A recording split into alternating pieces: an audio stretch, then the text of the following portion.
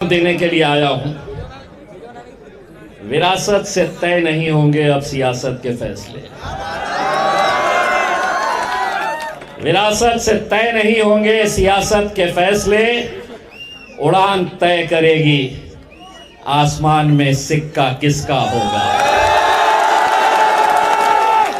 बहुत साल हमने तुम्हारी क़यादत, तुम्हारी नेतागिरी हमने देखे हैं। 76 सालों तक हमने इस मुल्क के अंदर इस आवाम को कैसे बेवकूफ़ बनाया जाता है इलेक्शन के वक्त में हमने देखे हैं। ऐसे ही स्टेज सजते थे। हमारे अम्मार भाई साहब कांग्रेस छोड़कर आए 10 साल, मुझे मालूम है 21 साल सारी जवानी आपने वहीं पर लुटा दी है। पैदा होते ही चले गए थे क्या?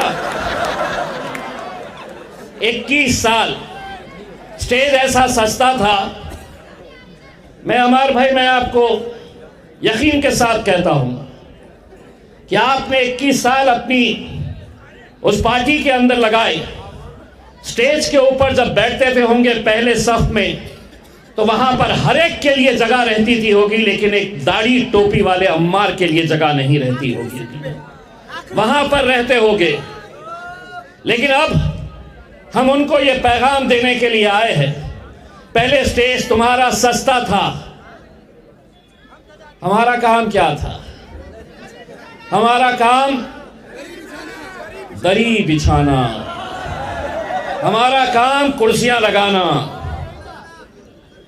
हमारा काम बाराती बनकर उनकी महफिलों के अंदर। स्टेज उनका सस्ता था। दूल्हे भाई वो बनते थे, घोड़ी पर वो चढ़ते थे, और हम बाराती बन के उनके पीछे जिंदाबाद मुर्दाबाद के नारे लगाते हुए हम चलते थे। 76 सालों तक हमने यही काम किया। अब हम उनको ये पैगाम देने के लिए आए हैं, शादी होगी, घोड़ी आएगी, लेकिन अब दूल्हे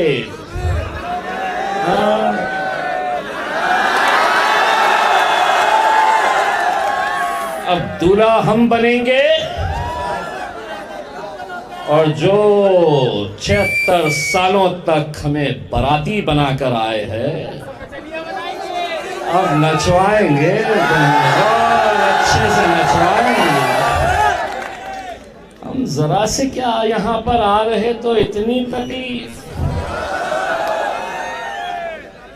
अगर वो हैदराबाद से आ गए तो क्या करते? उनको संभालना तो बड़ा मुश्किल है। लेकिन अब हमने तय किया है, अब जो बात होगी वो हिस्सेदारी की बात होगी। अब हम ना तो तुम्हारे लिए दरियां बिछाने का काम करेंगे, ना कुर्सियां बिछाने का काम करेंगे हम, ना तुम्हारी बारातों के अंदर दूल्हे तुम बनेंगे और हम बाराती बनकर घूमेंगे। ना ही, अब वक्त हालात बदल गए हैं। अब हम अपनी हिस्सेदारी मांग रहे हैं। और हिस्सेदारी का मतलब यह है कि अगर ये स्टेज सजेगा, उसमें देश का बड़ा नेता अगर कोई बैठेगा, तो एक कुर्सी मेरे असदुद्दीन अवैसी की कुर्सी भी वहां पर लगेगी। वहां नहीं आ सकते, इधर नहीं जाना। यहां पे कैसा आ रहे हैं? वसई विरार के अंदर एक अखबार की हेडलाइन मुझे बताई गई कि AIMIM को वसई के अंदर नो एंट्री। क्यों, तुम्हारे बाप के जहेज में आया हुआ है क्या? वसई विरार जहेज में आया हुआ है क्या कि इम्तियाज जलील नहीं आएंगे? तो देखिए, कुछ काम की बात करने से पहले ये लोगों की फितरत ऐसी हो गई है। एक कहावत है ना, लातों के भूत। मजलिस को नो एंट्री। ये हमें हर शहर के अंदर ये सामना करना पड़ता है। कोई ना कोई ऐसा रहता है जो हमारे आने से पहले ऐसे ऐसे बयानात दे देता है कि नहीं, मजलिस को यहाँ पे आने नहीं देंगे।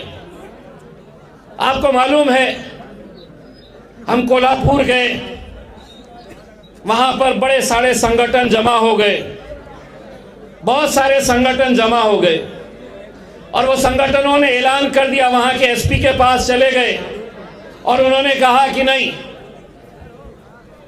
एमआयएमची सभा इथे आम्ही होऊ देणार नाही।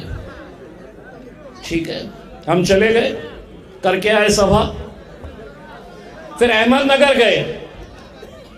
अहमदनगर में एक अजीत दादा का एक एमएलए है,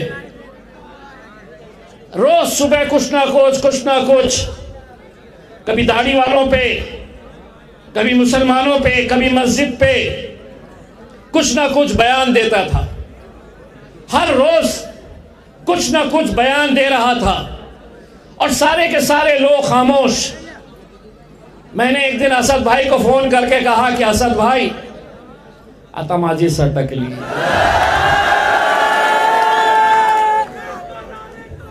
तो असद भाई बोले, क्या करता रहते हो मियां?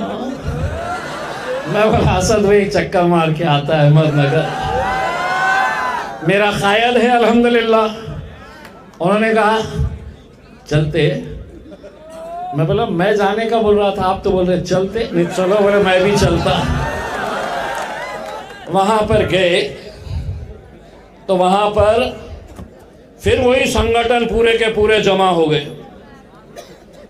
भाजपा वाले, शिवसेना वाले, कांग्रेस वाले, एनसीपी वाले, कोई बजरंग दल वाले आ गए, विश्व हिंदू परिषद वाले आ गए, और आके गए एसपी के पास, कमिश्नर के पास जाके मेमोरेंडम दिए की आम्ही इथे असदुद्दीन अवैसी आणि इम्तियाज जलीलला अहमदनगर मध्ये पाय ही ठेवू देणार नहीं। अब जिसको नहीं समझती है मराठी तो मैं उनको बताना चाह रहा हूँ। उन्होंने ये कहा कि इम्तियाज जलील को, भाई साहब, इम्तियाज जलील को और असदुद्दीन अवैसी को हम यहाँ पर अपनी ज़मीन के ऊपर पैर भी रखने नहीं देंगे। पूरे मीडिया में चल गया कि साहब इतने सारे संगठन एक साथ मिलकर आ गए, पुलिस को निवेदन दे दिए कि तुम यहाँ पर हमारी ज़मीन के ऊपर पैर भी नहीं रख सकते हैं। अब अपनी फितरत तो ऐसी है, जर्रा सा अपने को, एक तो छेड़ो मत अपने को,